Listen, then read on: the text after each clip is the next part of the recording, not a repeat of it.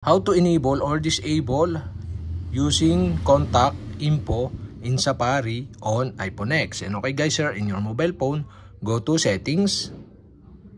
In settings, scroll down and go to Safari. Here in Safari, okay, in general section, you can see the autofill. Okay, you can tap this and you can see here the use contact info.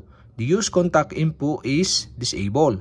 To enable this, you'll have to do switch on the switch button on the right side. And now you can select the contact you want to use the info.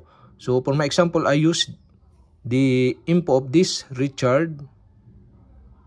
And okay, you can see here this contact on my info section.